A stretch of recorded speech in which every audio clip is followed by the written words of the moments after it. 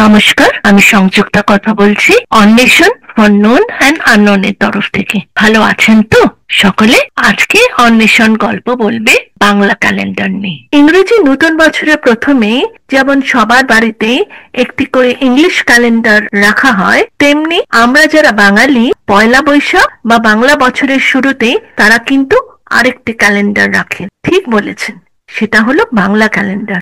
জানেন, বাংলা ক্যালেন্ডারের একটি সমৃদ্ধ ইতিহাস রয়েছে এবং এটি বাংলা বছর বঙ্গাব্দের উপর ভিত্তি করে তৈরি। তাহলে চলুন জেনে নেওয়া যাক এই সমৃদ্ধ বাংলা ক্যালেন্ডারের ইতিহাসের গল্প। বাংলা সন বা বঙ্গাব্দের উৎপত্তি সম্পর্কে বেশ কিছু তথ্য প্রচলিত আছে। গৌড়ীয় রাজা শশাঙ্ক খ্রিস্টীয় 7ম শতাব্দীতে বাংলা ক্যালেন্ডারের প্রতিষ্ঠা করেছিলেন বলে সাধারণভাবে মনে করা হয়। তবে সম্রাট আকবরের সঙ্গে বাংলা ক্যালেন্ডারের সংস্কার এবং তার আগে থেকে প্রচলিত সৌর ক্যালেন্ডারের একটি গুরুত্বপূর্ণ ভূমিকা রয়েছে। জানেন, পশ্চিমবঙ্গের বাঁকুড়া জেলার 1000 বছরেরও বেশি প্রাচীন দুটি শিব মন্দিরে প্রাচীনতম বাংলা ক্যালেন্ডারের উল্লেখ পাওয়া যায়। এটি 6ষ্ঠ এবং 7ম শতাব্দীর মধ্যে বাংলা ক্যালেন্ডারের ব্যবহারকে প্রতিষ্ঠা করে, যা ইঙ্গিত দেয় যে আকবরের সময়কালের অনেক আগে থেকে একটি বাংলা ক্যালেন্ডার প্রচলন ছিল। বাংলা ক্যালেন্ডার হলো একটি সৌর ক্যালেন্ডার, যা সংস্কৃত জ্যোতির্বিদ্যা গ্রন্থ সূর্য সিদ্ধান্তের উপর ভিত্তি করে তৈরি করা হয়েছে। বলা হয় যে এটি 594 খ্রিস্টাব্দে 12 বা 14 এপ্রিল এটার ব্যবহার করা শুরু হয়েছিল। বাংলাদেশ এবং ভারতের পশ্চিমবঙ্গ, আসাম এবং ত্রিপুরা রাজ্যে এটা ব্যবহৃত হতো। ক্যালেন্ডারটি গ্রীষ্ম থেকে বসন্ত পর্যন্ত 6টি ঋতুতে বিভক্ত থাকে। প্রতিটি ঋতুই 2 মাস করে স্থায়ী। 12 মাসের নামকরণ করা হয়েছিল চন্দ্রের অবস্থানের উপর ভিত্তি করে। নির্দিষ্ট তারাগুচ্ছ বা স্টার ক্লাস্টারের সঙ্গে চাঁদের অবস্থানের উপর ভিত্তি করে বছরে 12টি মাসের নাম রাখা হয়েছিল। বছর শুরু হয় পয়লা বৈশাখে। সপ্তাহে 7 দিনের নামকরণ করা হয়েছিল গ্রহের মতন মহাকাশীয় বস্তুর নাম মাথায় রেখে। বাংলা ক্যালেন্ডারের অনুসারে একটি দিন সূর্যোদয়ের সাথে শুরু হয় এবং সূর্যাস্তের সাথে শেষ হয়। ইংরেজি বা গ্রেগরিয়ান ক্যালেন্ডারের একটি দিন মধ্যরাত্রে মানে রাত 12টায় শুরু হয়। যেমন আগে বলা হয়েছে, রাজা শশাঙ্ক বাংলা ক্যালেন্ডার ব্যবহার শুরু করেছিলেন বলে মনে করা হয়। মুঘল সম্রাট আকবর কর আদায় সুবিধার্থে ক্যালেন্ডারে কিছু পরিবর্তন আনেন। এই পরিবর্তনেরও কিন্তু একটি যুক্তি ছিল।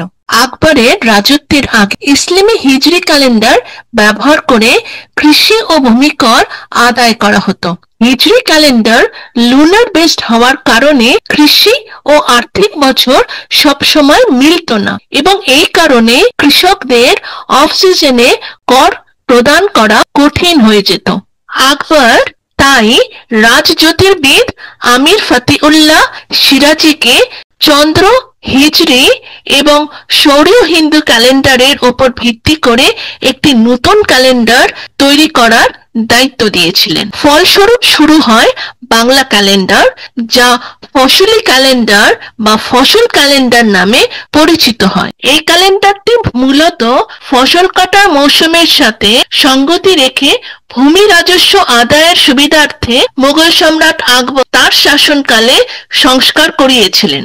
নতুন এই বাংলা ক্যালেন্ডারটি চন্দ্র ইসলামিক ক্যালেন্ডারের সঙ্গে সৌর হিন্দু ক্যালেন্ডারের এক সমন্বয়। মানে আমাদের যে বাংলা ক্যালেন্ডার, এটি একটি চন্দ্র সৌর ক্যালেন্ডার। ক্যালেন্ডারের মাসের সংস্কৃত নামগুলি অপরিবর্তিত রাখা হয়েছিল, তবে ক্যালেন্ডারটির হিজরি ক্যালেন্ডারের মূল্যবোধ বজায় রেখেছিল।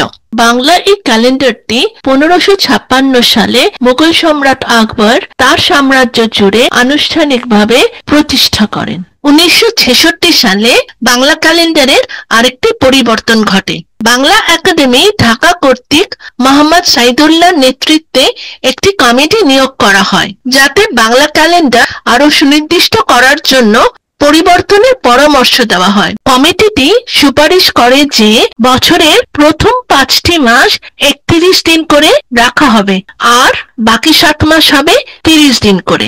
আর গ্রেগরিয়ান ক্যালেন্ডারের প্রতিটি লিপ ইয়ারের সঙ্গে সামঞ্জস্য রাখতে ফাল্গুন মাসে একটি অতিরিক্ত দিন যোগ করা হয়। সংশোধিত এই ক্যালেন্ডারটি 1987 সালে বাংলাদেশে আনুষ্ঠানিকভাবে গৃহীত হয়। তবে এই পরিবর্তনগুলি পশ্চিমবঙ্গের বাংলা ক্যালেন্ডারে অন্তর্ভুক্ত করা হয়নি, কারণ ঐতিহ্যবাহী বা ট্রেডিশনাল বাংলা ক্যালেন্ডারটি হিন্দু ধর্মীয় উৎসবের সঙ্গে ঘনিষ্ঠভাবে জড়িত।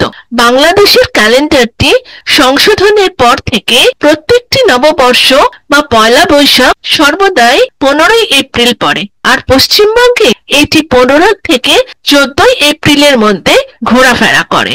ভারত এবং বাংলাদেশের মানুষের প্রতিদিনের ভিত্তিতে গ্রেগরিয়ান ক্যালেন্ডার মানে ইংলিশ ক্যালেন্ডারটাই ব্যবহার করে। তবে বাংলা ক্যালেন্ডারটি বিভিন্ন উৎসব, আচার এবং অনুষ্ঠানের জন্য ব্যবহৃত হয়। কেমন লাগলো বাংলা ক্যালেন্ডারের এই গল্পটি? ভালো লাগলে একটা লাইক, শেয়ার এবং কমেন্ট করে জানাবেন। আজ তবে এইটুকু থাক, অন্বেষা আবার আসবে।